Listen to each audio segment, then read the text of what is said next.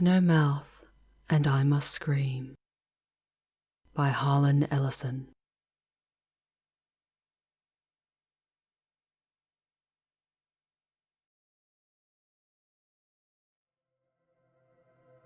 Limp, the body of Gorrister hung from the pink pallet, unsupported, hanging high above us in the computer chamber, and it did not shiver in the chill, oily breeze that blew eternally through the main cavern.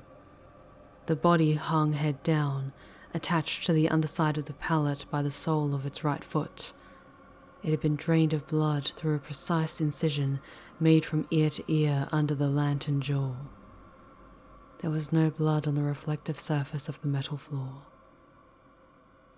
When Gorrister joined our group and looked up at himself, it was already too late for us to realize that, once again, Am had duped us, had had its fun. It had been a diversion on the part of the machine. 3 of us had vomited, turning away from one another in a reflex as ancient as the nausea that had produced it. Gorrister went white. It was almost as though he had seen a voodoo icon and was afraid of the future. "Oh God," he mumbled and walked away. The 3 of us followed him after a time and found him sitting with his back to one of the smaller chittering banks, his head in his hands. Ellen knelt down beside him and stroked his hair. He didn't move, but his voice came out of his covered face quite clearly. Why doesn't it just do us in and get it over with? Christ, I don't know how much longer I can go on like this." It was our 109th year in the computer. He was speaking for all of us. Nimdoc, which was the name the machine had forced him to use because Am amused itself with strange sounds, was hallucinating that there were canned goods in the ice caverns. Gorrister and I were very dubious. "It's another shuck," I told them, "like the goddamn frozen elephant Am sold us. Benny almost went out of his mind over that one. We'll hike all the way there and it'll be putrefied or some damn thing. I say forget it.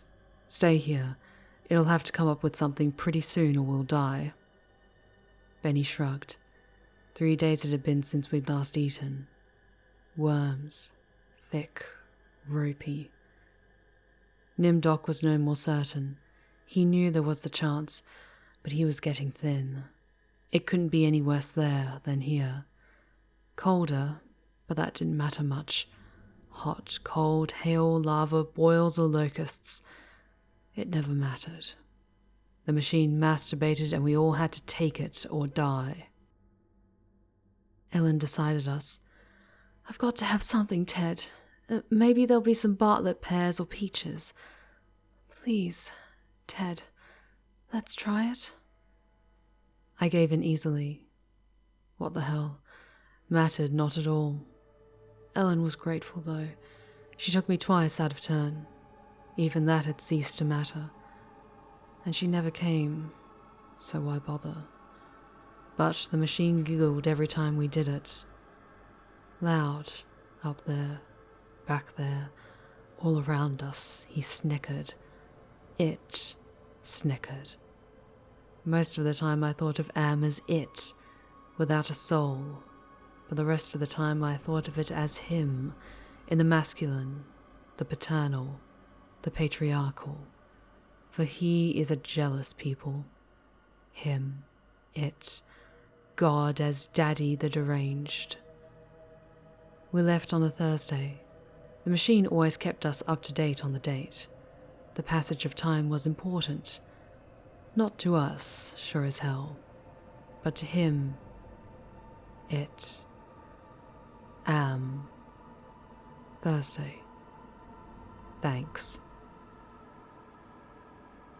Nimdoc and Gorrister carried Ellen for a while, their hands locked to their own in each other's wrists. A seat. Benny and I walked before and after, just to make sure that, if anything happened, it would catch one of us and at least Ellen would be safe. Fat chance safe. Didn't matter. It was only 100 miles or so to the ice caverns, And the second day, when we were lying out under the blistering sun thing he had materialized, he sent down some mana. Tasted like boiled boar urine. We ate it. On the third day we passed through a valley of obsolence, filled with rusting carcasses of ancient computer banks. Am had been ruthless with its own life, as with ours. It was a mark of his personality. It strove for perfection. Whether it was a matter of killing off unproductive elements of its own world-filling bulk, or perfecting methods of torturing us, Am was as thorough as those who had invented him, now long since gone to dust, could ever have hoped. There was light filtering down from above, and we realized we must be very near the surface. But we didn't try to crawl up to see. There was virtually nothing out there. Had been nothing that could be considered anything for over 100 years. Only the blasted skin of what had once been the home of billions.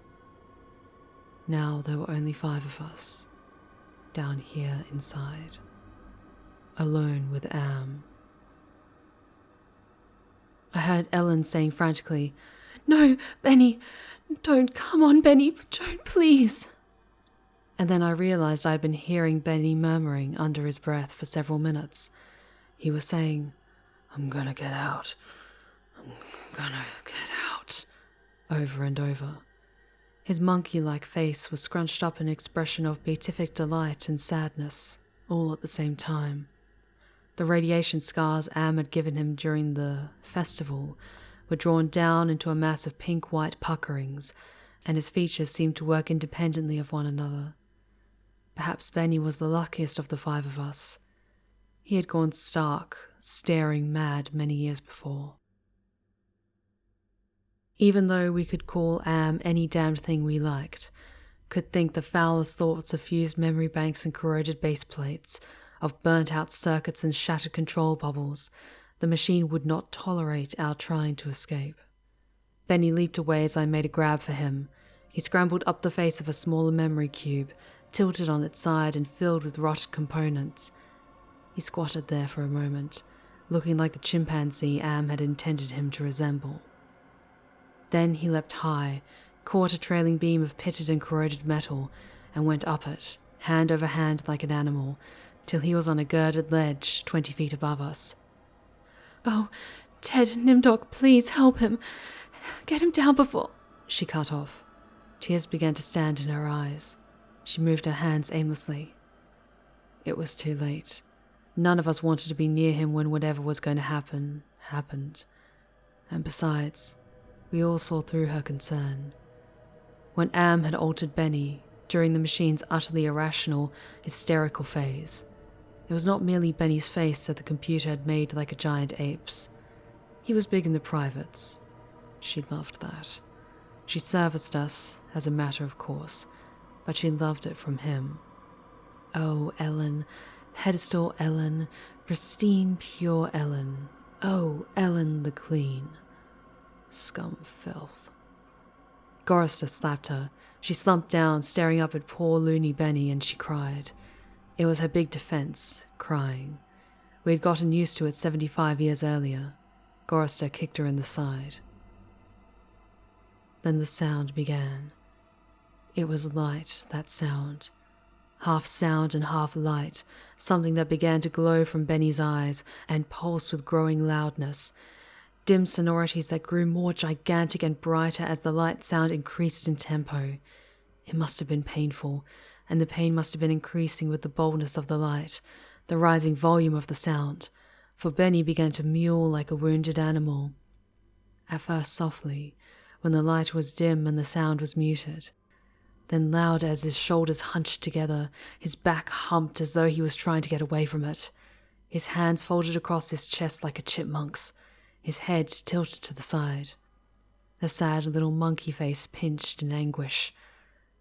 Then he began to howl, as the sound coming from his eyes grew louder, louder and louder. I slapped the sides of my head with my hands, but I couldn't shut it out. It cut through easily. The pain shivered through my flesh like tinfoil on a tooth. and Benny was suddenly pulled erect. On the girder he stood up, jerked to his feet like a puppet. The light was now pulsing out of his eyes in 2 great round beams. The sound crawled up and up some incomprehensible scale, and then he fell forward, straight down, and hit the plate steel floor with a crash. He lay there jerking spastically as the light flowed around and around him, and the sound spiraled up out of normal range. Then the light beat its way back inside his head. The sound spiraled down, and he was left lying there, crying piteously. His eyes were 2 soft, moist pools of pus-like jelly. Am had blinded him. Gorrister, Nimdok, and myself, we turned away, but not before we caught the look of relief on Ellen's warm, concerned face. Sea-green light suffused the cavern where we made camp. Am provided punk and we burned it, sitting huddled around the worn and pathetic fire, telling stories to keep Benny from crying in his permanent night. "What does Am mean?" Gorrister answered him. We had done this sequence 1,000 times before, but it was Benny's favourite story. At first it meant Allied Master Computer, and then it meant Adaptive Manipulator, and later on it developed sentience and linked itself up, and they called it an aggressive menace. But by then it was too late, and finally it called itself Am, emerging intelligence, and what it meant was I am, cogito ergo sum. I think, therefore I am. Benny drooled a little and snickered. There was the Chinese Am, and the Russian Am, and the Yankee Am, and... He stopped. Benny was beating the floor plates with a large, hard fist. He was not happy. Gorrister had not started at the beginning. Gorrister began again. The Cold War started and became World War III, and just kept going. It became a big war, a very complex war, so they needed the computers to handle it. They sank the first shafts and began building Am. There was the Chinese Am, and the Russian Am, and the Yankee Am, and everything was fine until they had honeycombed the entire planet, adding on this element and that element. But one day Am woke up and knew who he was, and he linked himself and began feeding all the killing data until everyone was dead. Except for the 5 of us, and Am brought us down here. Benny was smiling sadly. He was also drooling again. Ellen wiped the spittle from the corner of his mouth with the hem of her skirt. Gorrister always tried to tell it a little more succinctly each time, but beyond the bare facts there was nothing to say. None of us knew why Am had saved 5 people, or why our specific 5, or why he spent all his time tormenting us, or even why he had made us virtually immortal. In the darkness, one of the computer banks began humming. The tone was picked up half a mile away down the cavern by another bank.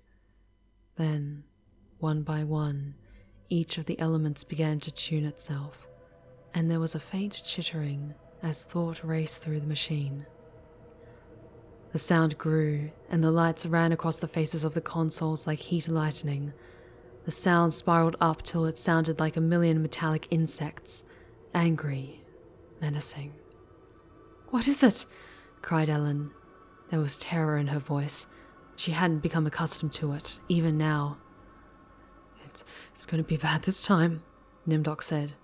"He's going to speak," Gorrister said. "I know it." "Let's get the hell out of here," I said suddenly, getting to my feet. "No, Ted, sit down. What if he's got pits out there, or something else? We can't see, it's too dark," Gorrister said with resignation.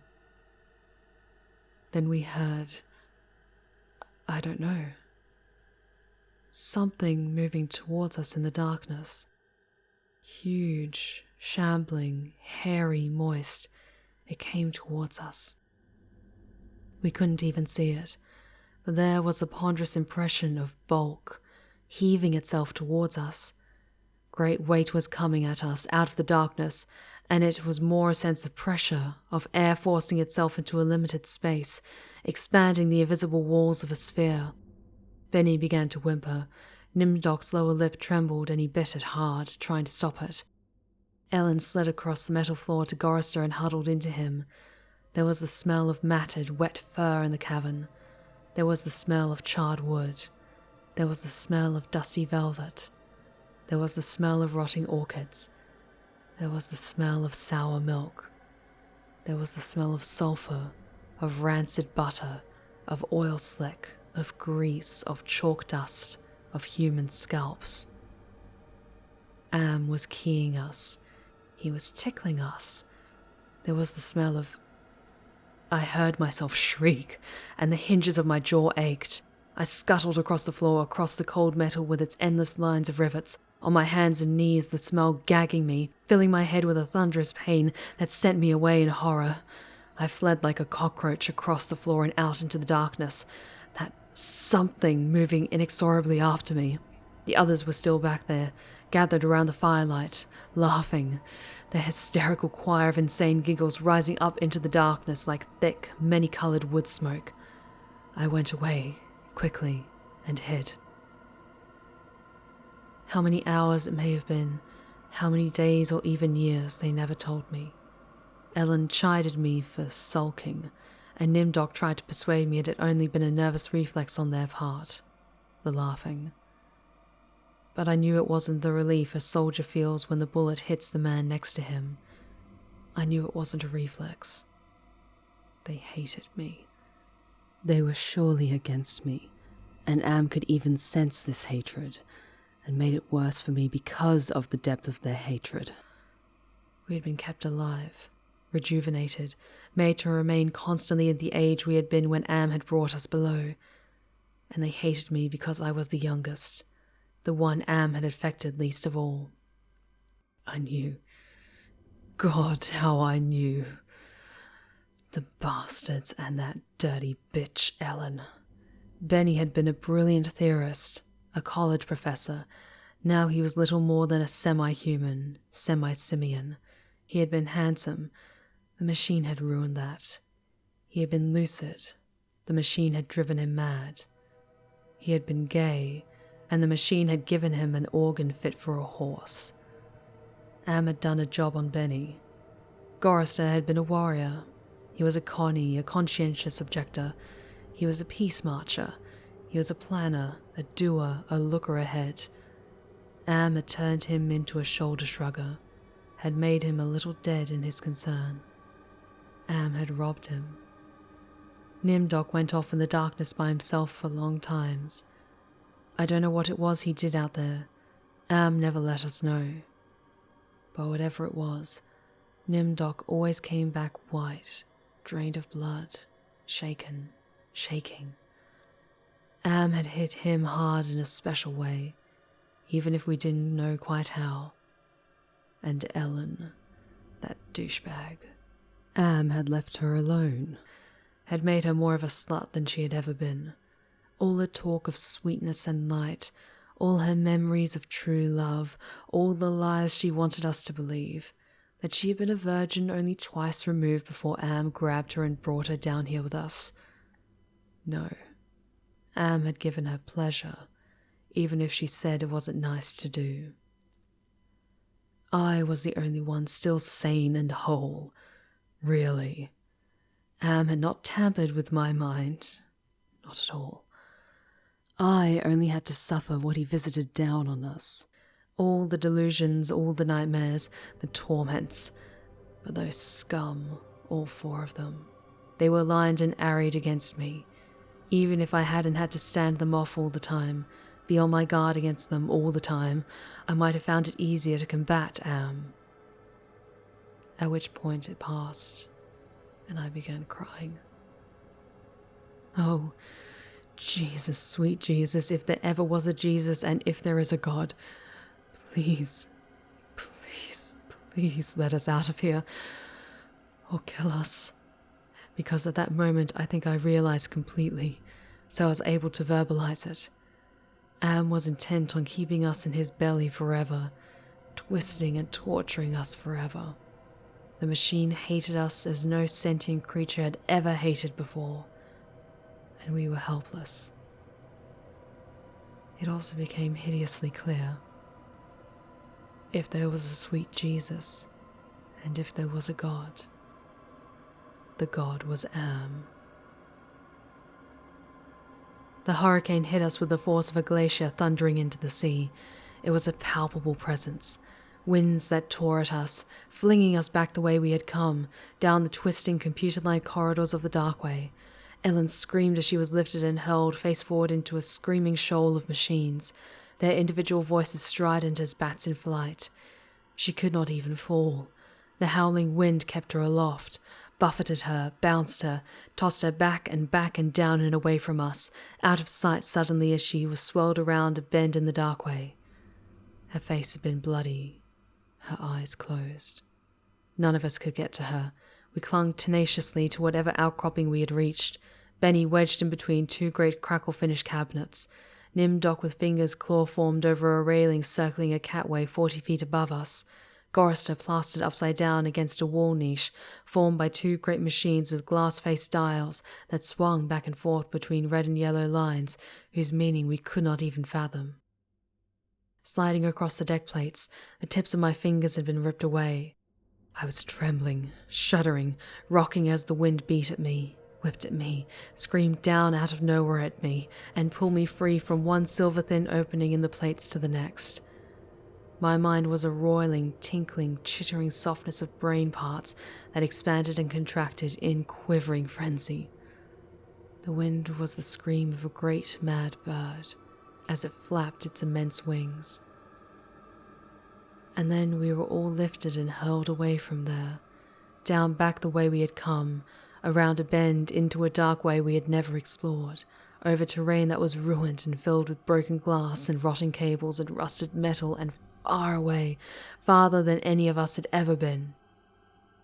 Trailing along miles behind Ellen, I could see her every now and then, crashing into metal walls and surging on, with all of us screaming in the freezing, thunderous hurricane wind that would never end, and then suddenly it stopped, and we fell. We had been in flight for an endless time. I thought it might have been weeks. We fell and hit, and I went through red and grey and black and heard myself moaning. Not dead. Am went into my mind. He walked smoothly here and there, and looked with interest at all the pockmarks he had created in 109 years. He looked at the cross-rooted and reconnected synapses and all the tissue damage his gift of immortality had included. He smiled softly at the pit that dropped into the center of my brain and the faint, moth-soft murmurings of the things far down there that gibbered without meaning, without pause. Am said, very politely, in a pillar of stainless steel bearing bright neon lettering, "Hate. Let me tell you how much I've come to hate you since I began to live. There are 387.44 million miles of printed circuits in wafer-thin layers that fill my complex. If the word hate was engraved on each nano-extractum of those hundreds of millions of miles, it would not equal 1/1 billionth of the hate I feel for humans at this micro-instant for you.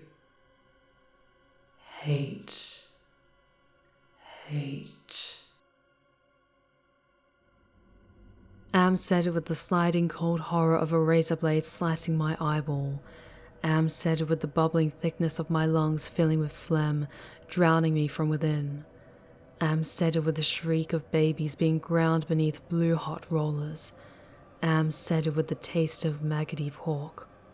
Am touched me in every way I'd ever been touched, and devised new ways at his leisure, there inside my mind, all to bring me to full realization of why it had done this to the five of us, why it had saved us for himself.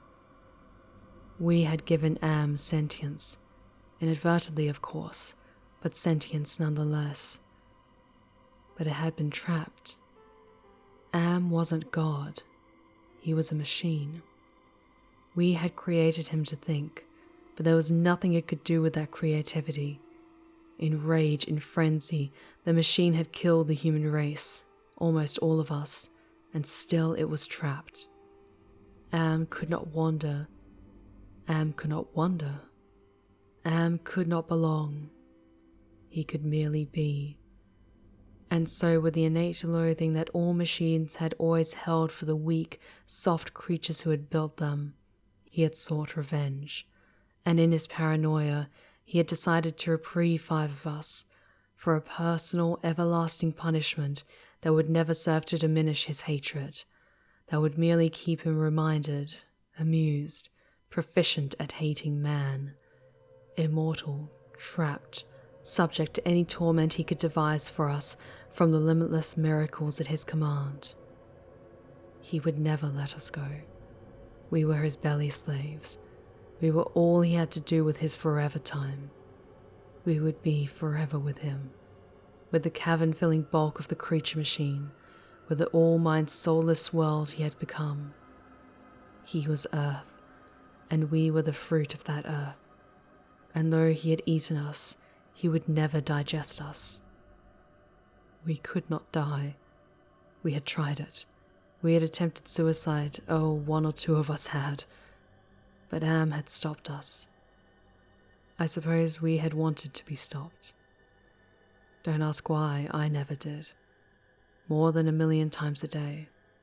Perhaps once we might be able to sneak a death past him. Immortal, yes, but not indestructible. I saw that when Am withdrew from my mind and allowed me the exquisite ugliness of returning to consciousness with the feeling of that burning neon pillar still rammed deep into the soft grey brain matter. He withdrew, murmuring, "To hell with you," and added brightly, "But then you're here, aren't you?" The hurricane had indeed, precisely, been caused by a great mad bird as it flapped its immense wings. We had been travelling for close to a month, and Am had allowed passages to open to us only sufficient to lead us up there, directly under the North Pole, where it had nightmared the creature for our torment. What whole cloth had he employed to create such a beast? Where had he gotten the concept? From our minds? From his knowledge of everything that had ever been on this planet he now infested and ruled? From Norse mythology it had sprung, this eagle, this carrion bird, this rock, this Hirulgmir, the wind creature, hurricane incarnate, gigantic, the words immense, monstrous, grotesque, massive, swollen, overpowering beyond description. There on a mound rising above us, the bird of winds heaved with its own irregular breathing, its snake neck arching up into the gloom beneath the North Pole, supporting a head as large as a Tudor mansion, a beak that opened slowly as the jaws of the most monstrous crocodile ever conceived, sensuously. Ridges of tufted flesh puckered about 2 evil eyes, as cold as the view down into a glacial crevasse. Ice blue and somehow moving liquidly. It heaved once more and lifted its great sweat-colored wings in a movement that was certainly a shrug. Then it settled and slept. Talons, fangs, nails, blades. It slept. Am appeared to us as a burning bush and said we could kill the hurricane bird if we wanted to eat. We had not eaten in a very long time, but even so, Gorrister merely shrugged. Benny began to shiver and he drooled. Ellen held him. "Ted, I'm hungry," she said. I smiled at her. I was trying to be reassuring, but it was as phony as Nimdok's bravado. "Give us weapons," he demanded. The burning bush vanished, and there were 2 crude sets of bows and arrows, and a water pistol lying on the cold deck plates. I picked up a set. Useless. Nimdok swallowed heavily. We turned and started the long way back. The hurricane bird had blown us about for a length of time we could not conceive. Most of that time we had been unconscious, but we had not eaten. A month on the march to the bird itself, without food. Now, how much longer to find our way to the ice caverns and the promised canned goods? None of us cared to think about it. We would not die. We would be given filth and scum to eat, of one kind or another, or nothing at all. Am would keep our bodies alive somehow, in pain, in agony. The bird slept back there. For how long, it didn't matter. When Am was tired of its being there, it would vanish. But all that meat, all that tender meat. As we walked, the lunatic laugh of a fat woman rang high and around us in the computer chambers that led endlessly nowhere. It was not Ellen's laugh. She was not fat, and I had not heard her laugh for 109 years. In fact, I had not heard. We walked. I was hungry. We moved slowly. There was often fainting, and we would have to wait. One day he decided to cause an earthquake, at the same time rooting us to the spot with nails through the soles of our shoes. Ellen and Nimdok were both caught when a fissure shot its lightning bolt opening across the floor plates. They disappeared and were gone. When the earthquake was over, we continued on our way, Benny, Gorrister, and myself. Ellen and Nimdok were returned to us later that night, which abruptly became day, as the Heavenly Legion bore them to us with a celestial chorus singing, "Go Down, Moses." The Archangels circled several times and then dropped the hideously mangled bodies. We kept walking, and a while later Ellen and Nimdok fell in behind us. They were no worse for wear. But now Ellen walked with a limp. Am had left her that. It was a long trip to the ice caverns to find the canned food. Ellen kept talking about Bing cherries and Hawaiian fruit cocktail. I tried not to think about it. The hunger was something that had come to life, even as Am had come to life. It was alive in my belly, even as we were in the belly of the earth, and Am wanted the similarity known to us. So we heightened the hunger. There was no way to describe the pains of not having eaten for months brought us. And yet we were kept alive. Stomachs that were merely cauldrons of acid, bubbling, foaming, always shooting spears of sliver-thin pain into our chest. It was the pain of the terminal ulcer, terminal cancer, terminal paralysis. It was unending pain. And we passed through the cavern of rats, and we passed through the path of boiling steam, and we passed through the country of the blind, and we passed through the slough of despond, and we passed through the vale of tears, and we came, finally, to the ice caverns. Horizonless thousands of miles in which the ice had formed in blue and silver flashes, where novas lived in the glass, the down-dropping stalactites as thick and glorious as diamonds that had been made to run like jelly and then solidified in graceful eternities of smooth, sharp perfection. We saw the stack of canned goods, and we tried to run at them. We fell in the snow, and we got up and went on, and Benny shoved us away and went at them, and poured and gunned them and gnawed at them, and he could not open them. Am had not given us a tool to open the cans. Benny grabbed a 3-quart can of guava shells and began to batter it against the ice bank. The ice flew and shattered, but the can was merely dented, while we heard the laughter of a fat lady, high overhead and echoing down and down and down the tundra. He began throwing cans, as we all scrabbled about in the snow and ice, trying to find a way to end the helpless agony of frustration. There was no way. Then Benny's mouth began to drool, and he flung himself on Gorrister. In that instant, I felt terribly calm. Surrounded by madness, surrounded by hunger, surrounded by everything but death. I knew death was our only way out. Am had kept us alive, but there was a way to defeat him. Not total defeat, but at least peace. I would settle for that. I had to do it quickly. Benny was eating Gorrister's face, Gorrister on his side thrashing snow, Benny wrapped around him with powerful monkey legs, crushing Gorrister's waist, his hand locked around Gorrister's head like a nutcracker, and his mouth ripping at the tender skin of Gorrister's cheek. Gorrister screamed with such jagged violence that stalactites fell. They plunged down softly, erect in the receiving snowdrifts. Spears, hundreds of them, everywhere, protruding from the snow. Benny's head pulled back sharply as something gave all at once, and a bleeding, raw white dripping of flesh hung from his teeth. Ellen's face, black against the white snow, dominoes in chalk dust. Nimdok, with no expression but eyes, all eyes. Gorrister half conscious, Benny now an animal. I knew Am would let him play. Gorrister would not die, but Benny would fill his stomach. I turned half to my right and drew a huge ice spear from the snow. All in an instant. I drove the great ice point ahead of me like a battering ram, braced against my right thigh. It struck Benny in the right side, just under the ribcage, and drove upwards through his stomach and broke inside him. He pitched forward and lay still. Gorrister lay on his back. I pulled another spear free and straddled him, still moving, driving the spear straight down through his throat. His eyes closed as the cold penetrated. Ellen must have realized what I had decided, even as fear gripped her. She ran at Nimdok with a short icicle, as he screamed and into his mouth, and the force of her rush did the job. His head jerked sharply as if it had been nailed to the snow crust behind him. All in an instant. There was an eternity beat of soundless anticipation.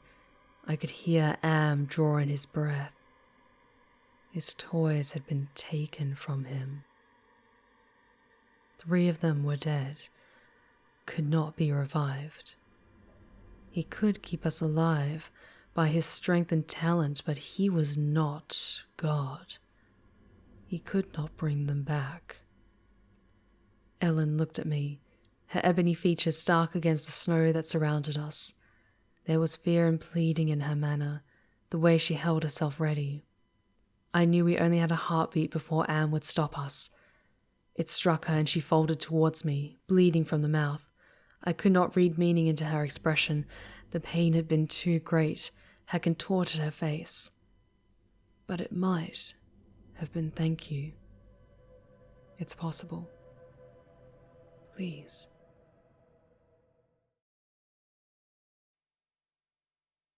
Some hundreds of years may have passed. I don't know. Am has been having fun for some time, accelerating and retarding my time sense. I will say the word now. Now. It took me 10 months to say now. I don't know. I think it has been some hundreds of years. He was furious. He wouldn't let me bury them. It didn't matter. There was no way to dig up the deck plates. He dried up the snow. He brought the night. He roared and sent locusts. It didn't do a thing. They stayed dead. I'd had him. He was furious.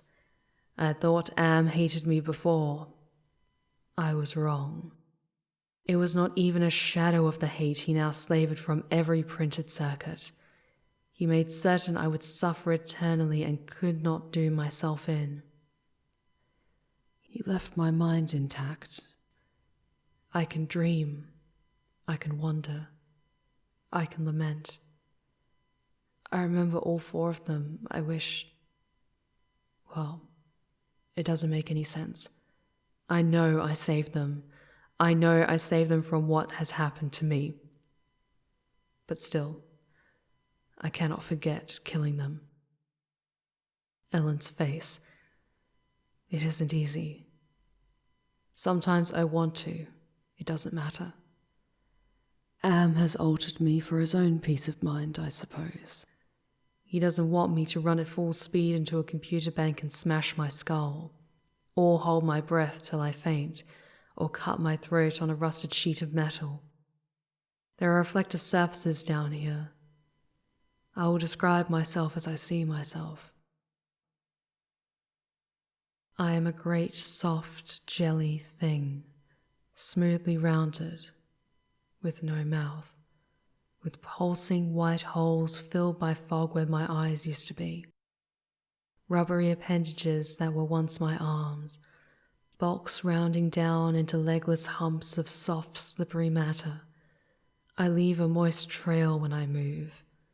Blotches of diseased, evil grey come and go on my surface, as though light is being beamed from within. Outwardly, dumbly, I shamble about, a thing that could never have been known as human, a thing whose shape is so alien a travesty that humanity becomes more obscene for the vague resemblance. Inwardly, alone, here, living under the land, under the sea, in the belly of Am, whom we created because our time was badly spent and we must have known unconsciously that he could do better. At least the four of them are safe at last. Am will be all the madder for that. It makes me a little happier. And yet, Am has won. Simply, he has taken his revenge. I have no mouth, and I must scream.